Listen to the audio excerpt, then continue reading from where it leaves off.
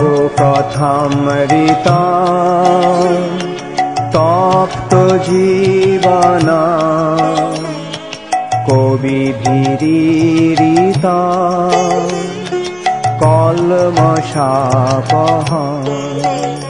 हरे कृष्ण, दंडवत प्रणाम।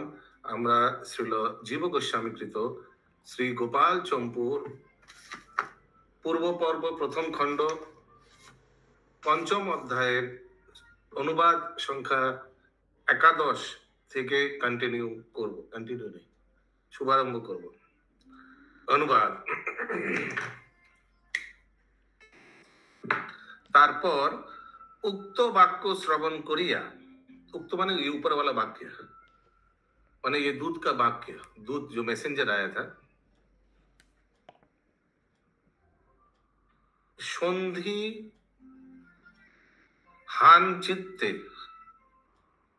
ताहार भोजनादि, ताहार माने दूत का, मैसेंजर का खाना पीना, कार्य सम्पादन पूर्वक आपनार ज्येष्ठ कनिष्ठ दिगके आह्वान करिया ताहादेर सम्मुखे निर्जने दूत द्वारा पुनर्बार से सकल वाक्यर उल्लेख कराइलेन, रिपीट करवाया उसको, मैसेंजर को।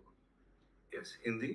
दूत के वाक्य सुनकर संदिग्ध होकर उस दूत की समुचित भोजन आदि व्यवस्था कर श्री नंद जी ने अपने छोटे भाई, अपने बड़े छोटे सभी भाइयों को बुलाकर उनके आगे एकांत में उस दूत द्वारा फिर भी उसी वृत्तांत को कहलवाया। I think Nand Maharaj 3 number था, सबसे बड़ा था उपनंद, ऐसे कुछ, उनकी छोटा भी है। अशोक प्रभु गांव चले गए क्या? हरे कृष्ण प्रभु, हाँ गांव में आए प्रभु। बहुत बढ़िया। गांव में क्या खेती वेती है, कुछ खेती गौशाला कुछ?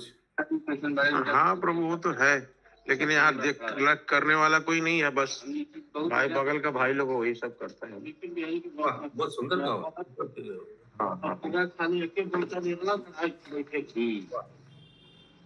पेड़ पौधा भरती है। कहाँ है ये गाँव? ये प्रभु आरा से उतर के आने पड़ेगा गंगा की तरफ, गंगा किनारे गाँव। हाँ हाँ हाँ।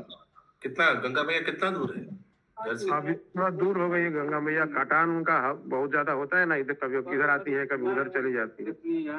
जितना बोल सकते 2-2.5 माइल दूर चली गई है। जी के गांव में इस बार का पिकनिक, प्रभु जी के गांव में, इस बार का पिकनिक प्रभु जी के गांव में। बहुत दूर। ओके। अभी देखिए, तो ये नंद महाराज ने बोला तुम सब हमारे भाई लोगों के सामने फिर से रिपीट करो। तारपर उपनंद बोलिलेन, बसुदेव जे आदेश करियाছেন ইহা উপযুক্তি হইয়াছে, সম্প্রতি করো, অর্থাৎ হস্ত দ্বারা সর্পমুখ মুদ্রণ, অর্থাৎ সাপের মুখে ঢাকনা দেওয়ার মতো করো, অর্থাৎ রাজস্ব দ্বারা রাজরূপ বিষধরের মুখ মুদ্রণী উপযুক্ত হইয়াছে, মানে जाकर टैक्स देके उसका मुंह बंद हो जाएगा ऐसे ही। तात्पर्य এই যে রাজাকে রাজকর দিয়া তাহার সহিত পূর্বে যেমন মানসিক বৈর জন্মিয়াছে, সম্প্রতি তাহা আবৃত রাখাই बुद्धिमानेर कार्य होइबे। हिंदी। तदंतर श्री उपनंद जी बोले, श्री वसुदेव जी ने जो संदेश भेजा है वह समय के उपयुक्त ही है, क्योंकि हाथ के द्वारा सर्प के मुख मुदने की तरह राजग्रह कर के द्वारा उस राजा रूपी बिस्तर का मुख मुदने ही योग्य है। हिंदी इतना ही है।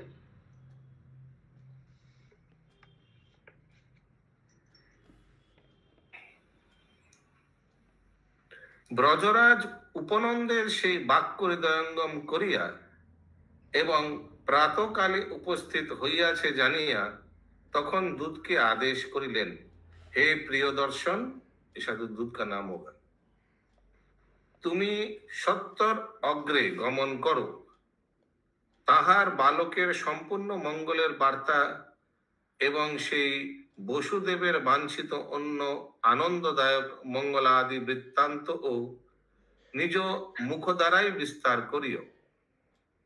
আর আমরাও ভাতৃ আজ্ঞায় রাজোদ্দেশ দেয় কর ট্যাক্স সংগ্রহ করিয়া এবং সকল দিগ হইতে উপটোকন সঞ্চয় করিয়া, উপটোকন মানে ট্যাক্সই হোগা, 5 দিনের পর যেন আগত প্রায় হইয়াছি এই রূপ জানিবে। অর্থাৎ ঠিক 5 দিনের পর যে আমরা মথুরা গমন হইব তাহাতে আর সন্দেহ নেই। तदंतर ब्रजेश ने उस संदेश को हृदय देश में धर कर प्रातः को आया ऐसा जानकर उस दूत को आदेश दिया कि हे सौम्य प्रिय दर्शन दूत, तुम अव्यग्रता पूर्वक आगे जाओ। उनके बालक की संपूर्ण मंगल युक्त बातें तथा उन वसुदेव जी के वांछित अन्य भी आनंददायक वृत्तांत को अपने मुख रूपी पत्र द्वारा ही विस्तार पूर्वक कह देना। हम भी भैया वसुदेव जी की आज्ञा अनुसार राजा के लिए कर को एकत्रित कर चारों ओर उपहार को संचित कर 5 दिन के बाद ही आ रहे हैं, इसमें संदेह ना करना। তারপর দূত গমন করিলে অন্য দিবসে গোপরাজ জাতক মাতা প্রসূতি যশোদার স্নান বিধির সংযোজনা করিলেন এবং সমূহ মঙ্গল পরিপূর্ণ দিন প্রাপ্ত হইয়া উৎকৃষ্ট মহোৎসব সম্পাদন করে পুরোহিতের সহিত হিতকর অথচ পূজ্য পুরুষ দিগকে যথাযোগ্য ক্রমে অন্তপুরে বারম্বার আনয়ন করিয়া গোপাল ভূপাল নন্দ নব বালককে अवलोकन करिलेन। हिंदी। इस प्रकार उस दूत के चले जाने पर दूसरे दिन जातक माता प्रसूति श्री यशोदा जी के स्नान विधान का आयोजन संपन्न हो जाने पर स्वर मंगल परिपूर्ण दिवस को प्राप्त कर महान महोत्सव का विस्तार कर पुरोहितों के सहित हित एवं पूजनीय पुरुष समूह को यथायोग कर्म से अंतपुर में बारंबार बुलाकर गोपराज श्री नंद जी ने 9 बालक का दर्शन किया। और कुछ लिखा नहीं है प्रभु जी। 17 देखो সেই প্রধান পুণ্য দিবসে ব্রজরাজ নন্দের প্রথম দর্শন রূপ অমৃত ধারা এক অমৃতজ্ঞ হইয়াছিল। पहले जब बच्चा को देखा এবং তাহার শ্রবণ রূপ পরিমল বশতই গোপগণ এরূপ সমর্থ হইলেন যে সেই সদ্যজাত শিশুকে দর্শন করিয়া তাহাদের দেহ যেন সকল স্বেদ ও রোমাঞ্চ ও বাষ্পরূপ সাত্ত্বিক ভাবের উদ্গম হইয়াছিল। তাহাতে বোধ হইল যেন তাহারা অতিশয় কমলাঙ্গ কৃষ্ণরূপ যে সম্পত্তি জলবধি লাভ করিয়াছেন সেই কমলাঙ্গেই আবার অতি ভাবতুল্য প্রীতিদানের বস্তুকে ধারণ করিয়াছেন। অর্থাৎ যে অঙ্গে অতিভার সহ্য হইতে পারে নাই সেই অঙ্গেই তাহারা কৃষ্ণ দর্শন সুধা পরিমলের গুণে অতিভার ধারণ করিতে সমর্থ হইলেন। हिंदी।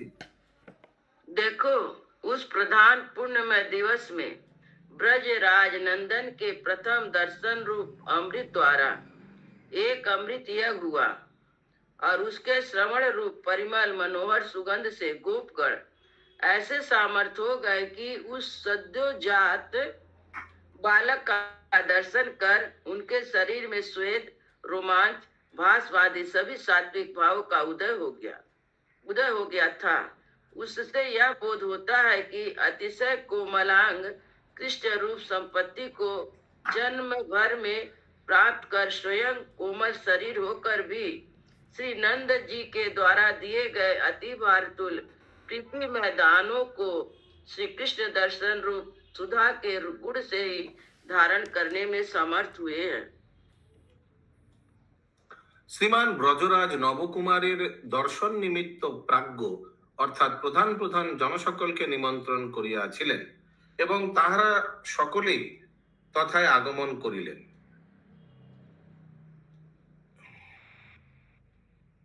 यहाँ तो नंद महाराज एकदम ओपन सब कुछ फेस्टिवल मना रहे हैं, हालांकि दूत आकर इतना सतर्क करके गया है। तद्भिन्न অনিমন্ত্রিত ব্যক্তিগণ নবকুমারকে দেখিবার জন্য আসিয়াছিল। এই বিষয়টি অর্থান্ত রন্যাস অলঙ্কার দ্বারা নির্দেশ করিয়াছিলেন, যথা পদ্মপুষ্পের আকার সরোবর নিজের পুষ্পসমূহের প্রকাশে ব্যক্ত হইয়া কি স্বয়ং ভ্রমরদিগকে আহ্বান করে না? বলিতে হইবে যে অবশ্যই তাহাদিগকে আহ্বান করিয়া থাকে। প্রকৃতপক্ষে সরোবরের পদ্ম সৌরভ থাকায় ভ্রমরকে আহ্বান না করিলেও করা হয়, অর্থাৎ সৌরভই যেন আহ্বান কর্তা হয়। সেই রূপ কৃষ্ণাঙ্গ মাধুর্য বশত লোক সকল স্বয়ং আকৃষ্ট হইলে ওই মাধুর্যই যেন সকল आकर्षक হইল। सब अपने आप आ गया। हिंदी। श्रीमान ब्रजराज ने नूतन कुमार के दर्शनार्थ प्रधान प्रधान ब्रजवासियों को ही निमंत्रित किया था। वे सब तो आए ही, किंतु उनसे भिन्न अनिमंत्रित व्यक्ति भी नव कुमार को देखने को आ गए। वे बिना बुलाए क्यों आए? इस बात का समाधान अर्थात न्यास अलंकार के द्वारा करते हैं। यथा देखो, कमला का सरोवर जब अपने पुष्प समूह की विकास परंपरा से व्याप्त हो जाता है, तब भ्रमर समूह को स्वयं बुलाता है क्या? अर्थात कमलों की सुगंध के वशीभूत हो भ्रमरगढ़ जैसे सरोवर के पास स्वयं चले आते हैं, उसी प्रकार श्री कृष्ण के माधुर्य से खींचकर अनिमंत्रित भी ब्रजवासी स्वयं चले आए। সকল দিকে দ্বার বিশিষ্ট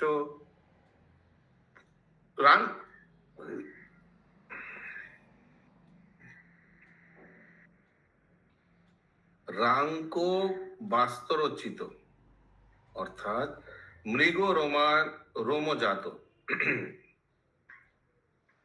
বস্ত্রাস্তরণ পরিব্যাপ্ত বিস্তীর্ণ গৃহে যশোতা প্রভৃতি সম্মুখে প্রাচীন উপনন্দ পত্নীর ক্রোর দেশে বিচিত্র শিশুকে বারংবার দর্শন করিয়াও যদ্যাপি পূর্ব সমাগত গোপগণ তৃপ্তি লাভ করিতে পারিলেন না, তথাপি পশ্চাৎ ভাগে মানে পিছে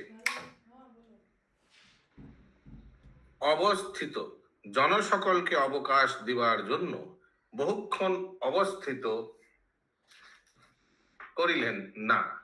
অর্থাৎ সম্মুখবর্তী লোক কৃষ্ণ দর্শনে তৃপ্তি না পাইয়াই পশ্চাৎবর্তী লোকদিগকে স্থান দিবার জন্য সরিয়ে গেলেন। ইয়ে হ্যাঁ দেখি কিতনা আচ্ছা মেন্টালিটি। কারণ শীল অর্থাৎ স্বভাব কখনোই মর্যাদাকে লঙ্ঘন করিতে পারে না। वाह, ये वैष्णव एटिकेट। हिंदी। चारों ओर दरवाजे से युक्त मृग रोम से बने हुए बिछौनों से परिव्याप्त ऐसे विशाल गृह में श्री यशोदा जी आदि के सन्मुख वृद्ध माता श्री उपनंद जी की पत्नी की गोद में विचित्र बालक को बार बार देखकर भी पहले आए हुए दर्शनार्थी गोपगण तृप्ति को नहीं प्राप्त हुए। तथापि अपने पीछे की ओर खड़े हुए अन्य दर्शन जनों को भी दर्शन का अवकाश देने के लिए ऊंचे होकर बहुत देर तक नहीं खड़े रहे। कारण मर्यादा से युक्त ये सुंदर स्वभाव कहलाता है।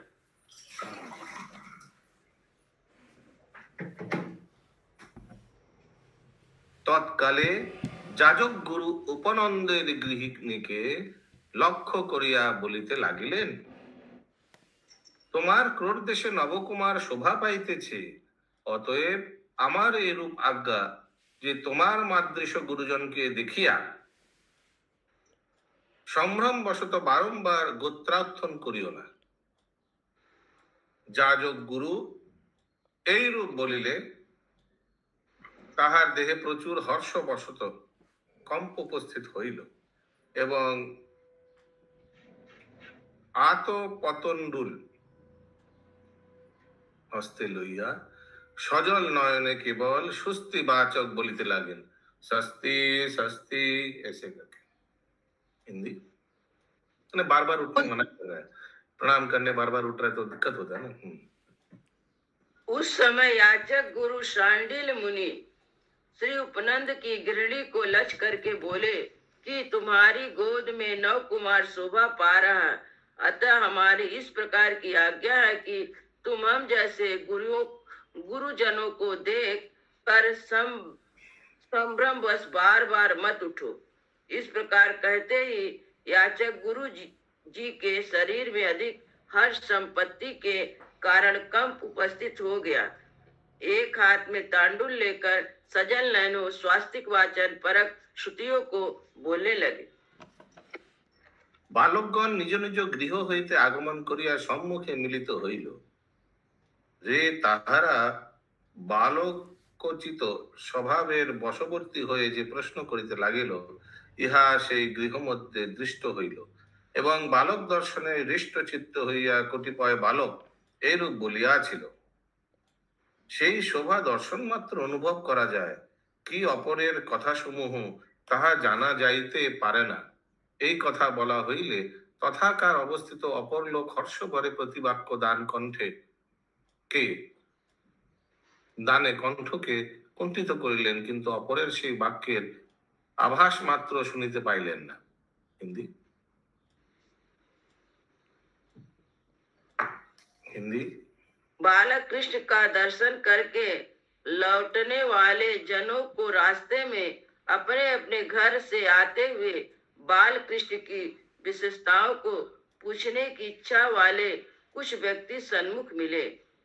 प्रश्न करने पर बाल कृष्ण के दर्शन से प्रमुदित हृदय वाले कुछ जनों ने उनसे उत्तर देते हुए इस प्रकार कहा कि बाल कृष्ण व पुण्य शोभा तो दृष्टि के ही गम्य है, दूसरों के वचनों के गम्य में नहीं है। इस प्रकार कहते कहते हर्ष के कारण कुछ जनों का तो गला रुक गया और कुछ जनों के प्रति उत्तर के समय पहले से ही कंठ अवरुद्ध हो गए और बाल कृष्ण की दर्शन माधुरी से उन्मत्त अन्य कुछ जनों ने प्रश्न उत्तर के विषय में कुछ सुना ही नहीं। यह है बाल कृष्ण की दर्शन माधुरी का चमत्कार। क्या समझा आपने इंद्रावती माता जी, क्या चमत्कार?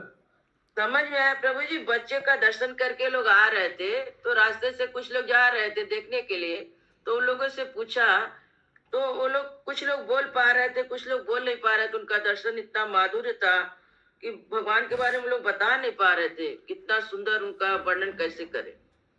किसी का गला बंद हो जा रहा था, कुछ कुछ बोल के अगर मतलब कुछ बोल भी नहीं पा रहे थे और कुछ सुन के भी नहीं सुन रहे थे, लोग चले जा रहे थे, ध्यान में मग्न थे बालक के दर्शन से। यही लिखा हो।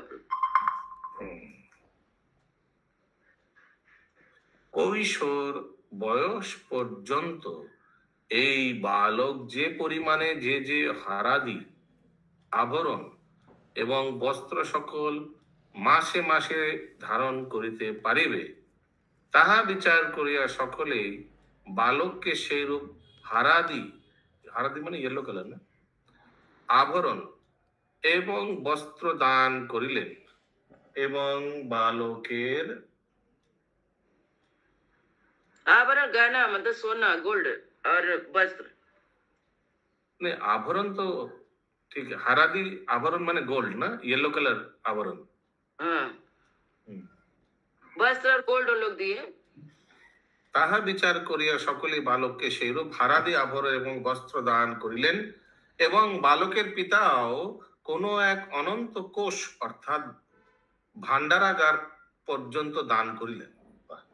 হিন্দি किशोर अवस्था पर्यंत यह बालक जितना परिणाम के जो हर आदि का आभरण एवं सब वस्त्र प्रत्येक महीने में बदल बदल के धारण कर सकेगा, यह विचार करके सभी जनों ने उस बालक के लिए उसी प्रकार के आभरण एवं वस्त्र आदि समर्पण की। छोटा सा बालक अभी नवजात, उसको 16 साल तक के बाद किशोर अवस्था तक, किशोर अवस्था कितना हुआ प्रभु जी? 16 साल। बोला पूरा ड्रेस मिल गया। हाँ, अच्छा। तो उतना ड्रेस उन्होंने गोल्ड उतना बच्चे को दिया।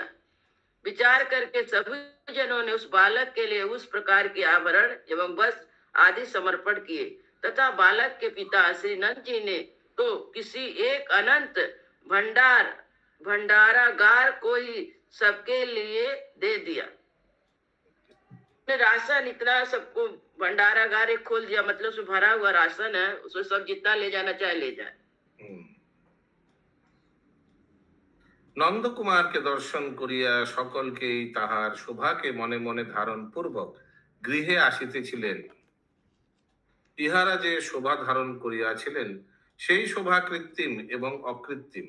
তন্মধ্যে নানা বর্ণের বস্ত্রাদি ধারণ করিয়া যে শোভা হইয়াছিল সেই শোভা পূর্ববা অর্থাৎ কৃত্রিম, এবং নেত্রকর্ণাদি অঙ্গ আশ্চর্য ভাব ধারণ করিয়া যে শোভা হইয়াছিল সেই শোভাই অপূর্ব অর্থাৎ অকৃত্রিম। হিন্দি। श्री नंद कुमार का दर्शन करने वाले जन उनकी शोभा को अपने अपने मन में धारण करते हुए अपने अपने घर को चले गए। इन्होंने जो शोभा नंद सदन में धारण की थी वह शोभा बनावटी, अकृत्रिम, स्वाभाविक भेद से 2 प्रकार की थी।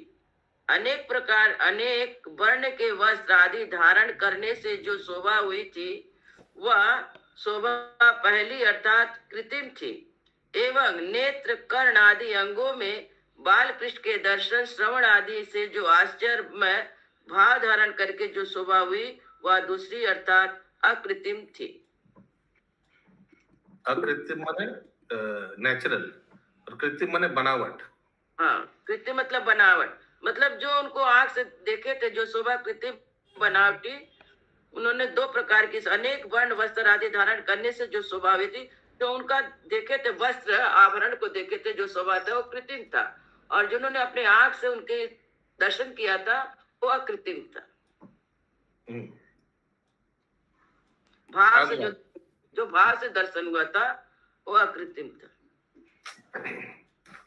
अनुवाद नेक्स्ट। ব্রজবাসীগণ লোচন লোভনীয় নন্দকুমারকে দর্শন করিয়া যখন গৃহে ফিরিয়া আসিয়াছিলেন তখন অবধি তাহারা কিছুদিন ধরিয়া ওই বালককে যেন নেত্রগত করিয়াই মনে করিয়াছিলেন। हिंदी। ब्रजवासी जन लोचन लोभनीय नंद कुमार का दर्शन करके जब अपने घर को लौट आए तब भी वे सब कुछ दिन तक नंद कुमार को दृष्टिगोचर ही मानते रहे, मतलब उनके आंख के सामने हमेशा दिखाई देते थे भाव में। তারপর গোকুল কুলরাজ নন্দ মহাশয় মথুরাপুরীর পথিক বা মথুরায় গমন করিবার জন্য আপনার প্রতিনিধি কার্যে অর্থাৎ বালকাদির রক্ষণাবেক্ষণারূপ গৃহ কার্যে অগ্রজ প্রভৃতিকে নিযুক্ত করিয়া চলিতে চলিতে মনে মনে চিন্তা করিলেন, হায় আমার অন্তঃকরণ শত্রু এবং মিত্রে সমান সম্বন্ধ দ্বারা প্রিয়তা বন্ধনে আবদ্ধ, তথাপি ঝটিকা সেই নন্দকুমারের উপর অত্যন্ত আসক্ত রহিয়াছে। যেহেতু অত্যন্ত মহতি জীব নাশাও পরিচ্ছিন্ন ভাব প্রাপ্ত হইয়াছে না, অর্থাৎ দীর্ঘ জীবনের আশা মনে স্থান পাইতেছে না। সম্প্রতি আমি দুষ্টের নিকট গমন করিতেছি, কি যে ঘটিবে তাহা অনুভব করিতে পারিতেছি না। অতএব ব্যাকুলতা দূরীকরণের জন্য বারংবার সেই বালককে দর্শন করিয়া যদুকুলে মানে মথুরায় গমন করা যাক। हिंदी। तदंतर गोकुल राज श्री नंद जी ने मथुरा जाने की तैयारी का विस्तार दिखाते हुए अपने प्रतिनिधि रूप कार्य में अर्थात बालक की देख रेख आदि घर के कार्य में अपने बड़े भाई आदि को नियुक्त करके चलते समय मन मन में विचार किया कि हाय, मेरा अंतकरण शत्रु एवं मित्र में समान संबंध द्वारा प्रीति के बंधन में बंधा हुआ होकर भी हठात उस नव कुमार के ऊपर अत्यंत आसक्त हो रहा है, जिसके कारण यह बड़ी भारी जीवन की आशा भी मन में स्थान नहीं प्राप्त करना चाहती। इस समय मैं दुष्ट के निकट जा रहा हूँ, क्या होगा इसका अनुभव नहीं कर सकता। अतः व्याकुलता दूर करने के लिए उस बालक को बार बार निहार कर ही मथुरा चलूं। তারপর গমনকালে সেই ব্রজরাজ ক্রোরস্থিত শিশুর মুখ বারংবার দর্শন করিয়া বহুক্ষণ পর্যন্ত আনন্দ অনুভব করিলেন। তিনি ললাট হইতে গণ্ডস্থল পর্যন্ত অতিশয় চুম্বন করিয়া পুত্রের শরীরকে দৃঢ় রূপে আলিঙ্গন করে মনে তেমন তৃপ্তি প্রাপ্ত হইলেন না। কিন্তু ওই সামান্য তৃপ্তিও ব্রজরাজের মথুরা গমনকালে পথে সম্বল স্বরূপ হইয়াছিল, অর্থাৎ পুত্র স্পর্শ মনে করিতে করিতেই মথুরা গমন করিতেছিলেন। पश्चात चलते समय ब्रजराज ने अपनी गोद में स्थित उस बाल मुकुंद के मुखारविंद को बार बार देखकर चिरस्थायी हर्ष को प्राप्त किया। ललाट से लेकर कपोल पर्यंत यथेष्ट चुम्बन किया। शिशु के शरीर का आलिंगन भी खूब किया, तो भी उस समय ब्रजेश तृप्ति को ना प्राप्त कर सकी। फिर भी देखने आदि की लालसा बनी ही रही, किंतु इस समान तृप्ति को भी ब्रजराज ने मथुरा को प्रस्थान करते समय पाथेय ही समझा, अर्थात पुत्र के स्पर्श का अनुभव करते हुए मथुरा को चल दिए।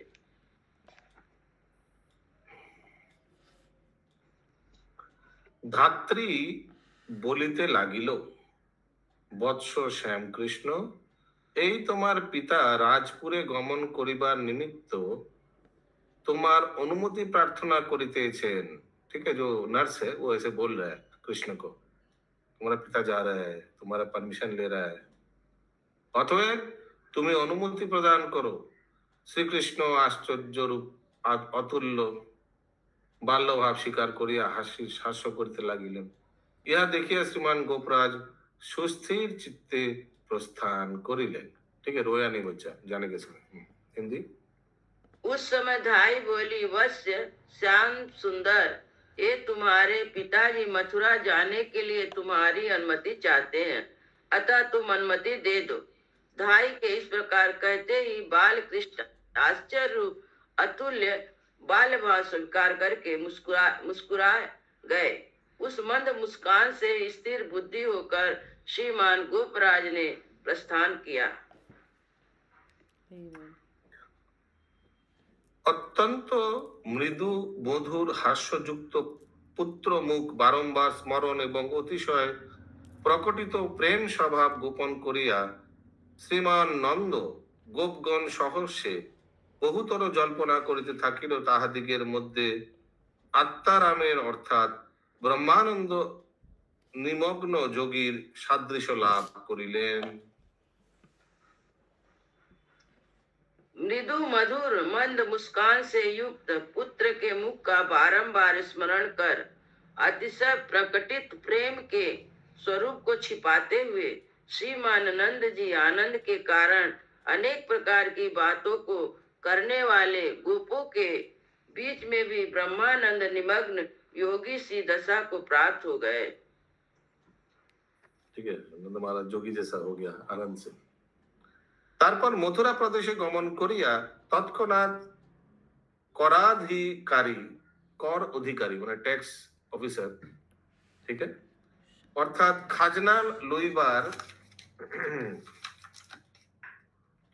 ভারপ্রাপ্ত কর্মচারী জন সকলকে কোষাধ্যক্ষ খাজাঞ্চি দিগকে কর অর্পণ করিলেন এবং ওই সকল করাধিকারী পুরুষ দ্বারা দূর হইতে অনুজ্ঞাকারী রাজাকে প্রসন্ন করিয়া যে স্থান সকটগুলি রাখা হইয়াছিল সেই স্থানে আগমন করিলেন, কিন্তু বসুদেবের গৃহে গমন করিলেন না, কারণ ইহার দ্বারা কংসরাজ জানুন যে বসুদেবের সহিত আমার কোনো অনুরাগ নাই, এই ভাব প্রকাশ করিলেন।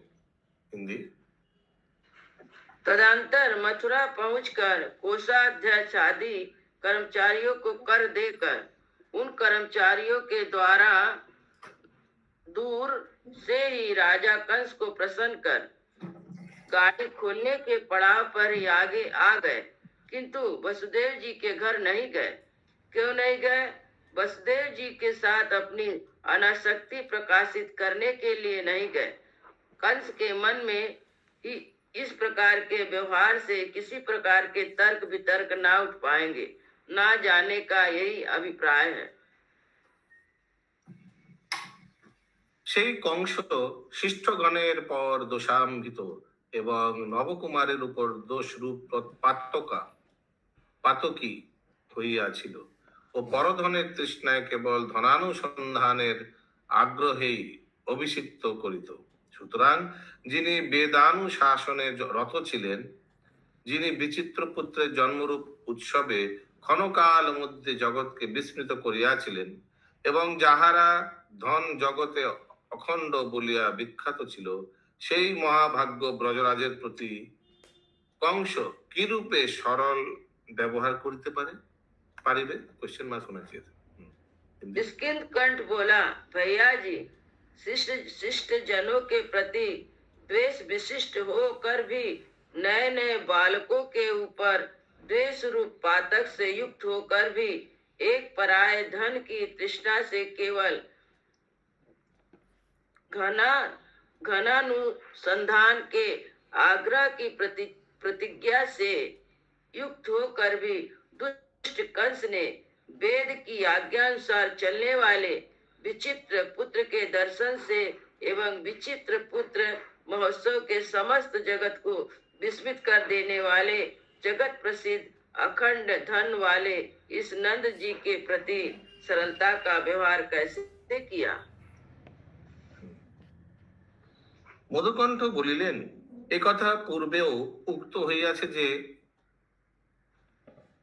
প্রকৃষ্ট গুণ থাকাতে যাহার কীর্তি নিখল সামঞ্জস্য প্রাপ্ত হইয়াছে, সেই ব্রজরাজ রূপ শশধরের প্রশংসনীয় মহাত্মাদি গুণরূপ গুণ বা রজ্জুর দ্বারা নিশ্চয়ই কোনো ব্যক্তি না আবদ্ধ হইলেন।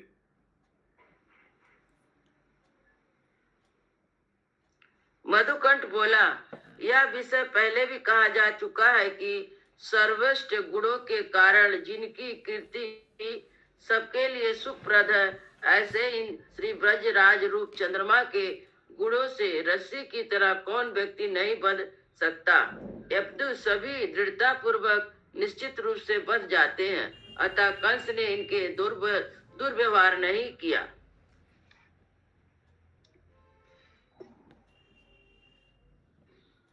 স্নিগ্ধকণ্ঠ বলিলেন, তারপর মধুকণ্ঠ বলিলেন, তাহার পর ব্রজের ত্রাণকর্তা সেই ভ্রাতাকে লক্ষ্য করিয়া নির্জনে মিলনের জন্য মন্ত্রণা নিরূপণ করিলেন। পর অবসর পাইয়া সেই সুরনন্দন বসুদেব স্বয়ং কেবল কোনো একজন বিশিষ্ট ভদ্রকে সঙ্গে নিয়া নন্দের সহিত মিলিত হইলেন। हिंदी। कंठ बोला, अच्छा तो आगे क्या हुआ?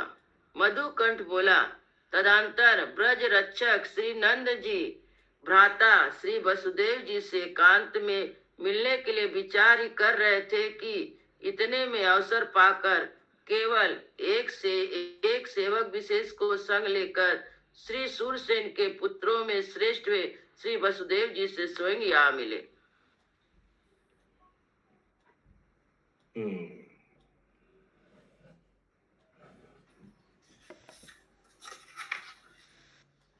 তারপর বসুদেব তাহাকে নিকটে নিয়ে আসিলেন। নীতিপরায়ণ শ্রীমান ব্রজরাজ সহসা তেজস্বিতায় পরিপূর্ণ হইয়া গৌরবের সহিত গত্র উত্থান করে বসুদেবের সম্মুখে গমন করিলেন এবং অনুরক্ত ভাব স্বীয় ভ্রাতাকে আলিঙ্গন করিলে পর বসুদেব তাহাকে আলিঙ্গন করিলেন, কিন্তু কেহ না কাহাকে প্রণাম করিলেন না। কারণ একজন অর্থাৎ বসুদেবের ক্ষত্রিয় জাতি বলিয়া জ্যেষ্ঠ ছিলেন, আর আরেকজন অর্থাৎ ব্রজরাজের জন্ম বয়সে জ্যেষ্ঠ ছিলেন। केवल एक जन जन्म से ज्येष्ठ था, एक जन जाति से श्रेष्ठ था, इसलिए कोई किसी को प्रणाम नहीं किया। केवल যে ইহাই কারণ ছিল তাহা নহে, কিন্তু পরস্পরের সহিত সাতিশয় প্রণয়ও ছিল, যাহার দ্বারা কোনো অন্য প্রমাণ আদি বিষয়ে অনুসন্ধান করিতে পারা যাইতে না। অর্থাৎ সমধিক প্রীতির স্থলে প্রণাম আদি বাহ্য অনুষ্ঠানের আদর নাই, উহা কেবল লৌকিক মর্যাদা বিশেষ। এই কথাই ভগবান শ্রী শ্রী বাদরায়ণী সুখদেব শ্রীমদ ভাগবতমের দৃষ্টান্ত দ্বারা স্পষ্ট রূপে নির্দেশ করিয়াছিলেন। যথা, हाँ यहाँ तक पढ़िए। तदंतर श्री वसुदेव जी जिनके निकट आ गए हैं, ऐसे नीति परायण श्रीमान ब्रजराज सहसा तेजस्विता से परिपूर्ण होकर गौरव के सहित उठकर श्री वसुदेव जी के सन्मुख जाकर अनुराग पूर्वक अपने छोटे भाई श्री वसुदेव जी से भुज भर के मिले। श्री वसुदेव जी ने भी नंद जी का आलिंगन किया, किंतु किसी ने किसी के प्रति प्रणाम नहीं किया। कारण एक जन तो अर्थात श्री वसुदेव जी तो क्षत्रिय जाति कहकर बड़े थे और दूसरे नंद जी जन्म से बड़े थे। परस्पर नमस्कार न करने में केवल यही कारण था, सो बात नहीं है, किंतु परस्पर का अतिशय प्रेम भी था, जिसके कारण अन्य कोई प्रणाम आदि गौरव सूचक परिपाटी का अनुसंधान नहीं किया जा सकता था। अर्थात प्रीति के स्थान पर प्रमाण आदि बाह्य अनुष्ठान का आदर नहीं है, केवल लौकिक मर्यादा विशेष है। अतः प्रेम भार से दबे हुए श्री युधिष्ठिर जी श्री कृष्ण पूजा के पूर्व पर परिपाटी को भूल गए, तो भी मर्यादा लंघन करता नहीं कह रहा है। इसी बात को श्री सुखदेव जी ने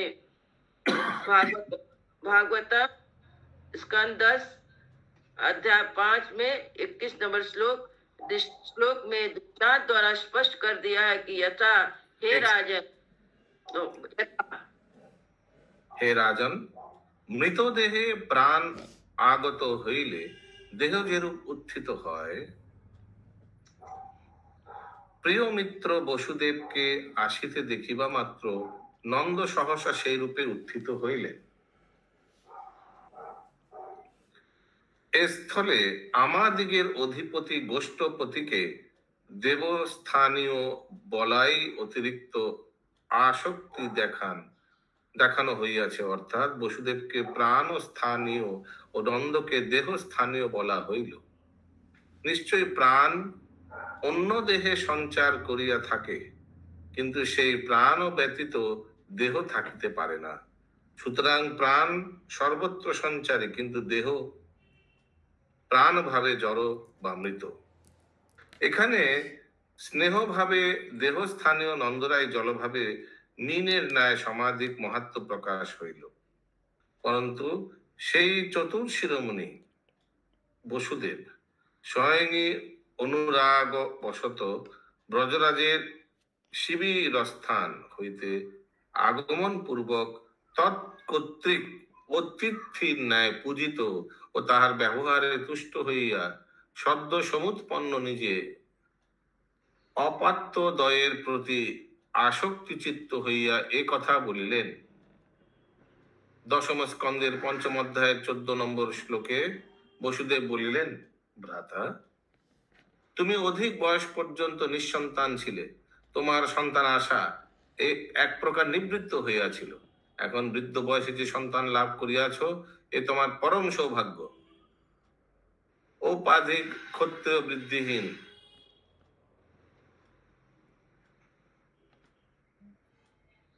স্নেহ সম্পত্তির দ্বারা দেহ পরিপূর্ণ এবং গভীর স্বর থাকাতে ক্ষীরাবর্ণের ন্যায় ওই ব্রজরাজ সর্বপূজ্য বসুদেবের বংশধরগণ কংস কর্তৃক হত হওয়াতে অনুশোচনা করিলেন এবং কর্মফলের অপার মহিমা বোধ করা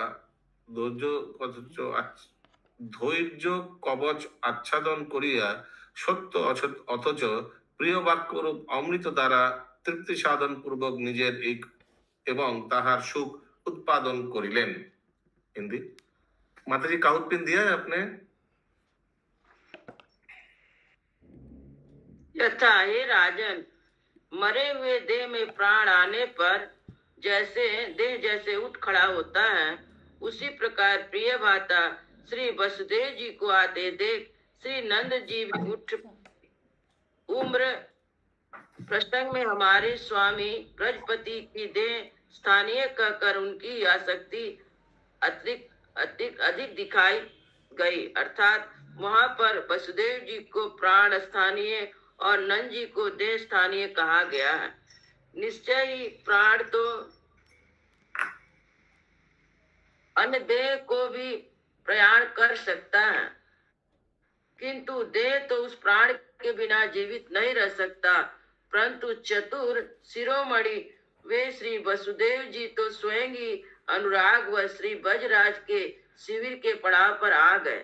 श्री नंद जी के द्वारा अतिथि के समान पूजित होकर एवं उनके व्यवहार से संतुष्ट हो सद्य समुत्पन्न अपने दोनों पुत्रों में आसक्ति बुद्धि होते हुए श्री वसुदेव जी इस प्रकार बोले, हे भ्राता नंद जी, आप अधिक अवस्था पर्यंत संतान रहित ही रहे। तुम्हारे संतान की आशा भी एक प्रकार से निवृत्त हो चुकी थी। इस समय वृद्धावस्था में भी तुम्हारे संतान उत्पन्न हो गई है। यह तुम्हारा परम सौभाग्य है एवं हमारे लिए बड़े आनंद की बात है। पश्चात औपाधिक क्षय विधि विहीन स्नेह संपत्ति में देह से विशिष्ट होने के कारण गंभीर स्वर युक्त होने के कारण क्षीर समुद्र के समान इस ब्रजराज ने तो स्वर प्रशंसीय उस वसुदेव जी के वंश के अक्रूर रूप एवं कंस के द्वारा मारे गए 6 बालकों का शोक प्रकट करते हुए तथा कर्म फल की अपार महिमा के द्वारा वसुदेव के धैर्य को कवच सा पहनाते हुए सत्य और प्रिय वाक रूप अमृत द्वारा तृप्ति साधन पूर्वक अपना और उनका सुख उत्पादन किया। श्री गोपाल चंपू की जय। शीला